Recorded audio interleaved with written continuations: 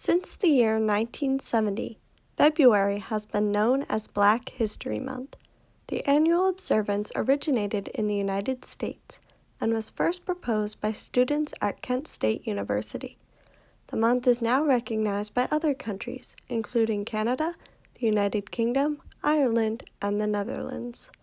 The month was not officially recognized until 1976.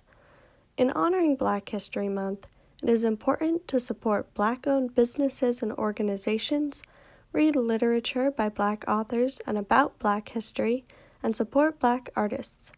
It is also important to learn about important Black historical figures, like those shown in this video. As a way to celebrate Black History Month within Lin-Wood, YLDA has organized for a virtual speaker to speak to us about social justice and appreciating diversity. They chose to have Mohammed Bilal speak to us about 12 steps towards appreciating diversity. We now have a word from Carly Elkin about the importance of bringing the speaker in to speak about these topics. Let's take a look. Why is it important for us to have a speaker talk about these kinds of subjects at our school? Well, having a speaker of any type, I think, is really important to bring to our school because it allows students an opportunity to hear from an expert in the field, and it also allows them to hear from someone that they don't see regularly. Specifically when it comes to Martin Luther King Jr. Day and Black History Month, it gives students an opportunity to hear about things that sometimes feel overlooked, with them only being one day or 1 month a year, when in reality, the things that Martin Luther King Jr. and Black History Month aim to celebrate are things that still affect our day-to-day lives. What is important for you to look into or keep in mind when researching for a speaker? So there's a lot of things that come into play when we start researching a speaker. The first thing is to think about a topic that we want a speaker to come in and talk about. In this case, our Yalta group has worked really hard to identify a speaker that they felt represented what they were passionate about, being MLK Day and Black History Month. After that, we research different speakers and consortiums, different groups that have speakers that can represent the topic that we want to and also connect with our group.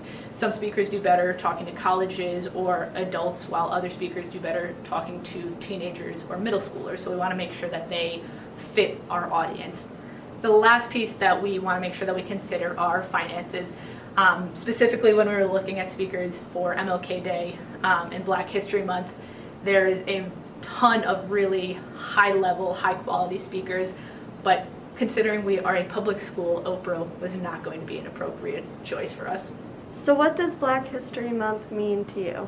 So as an individual, it's another opportunity to learn, while as an educator, it's another opportunity to share with students and community members and celebrate the rich history of our nation and our Black historical figures that contributed to building it.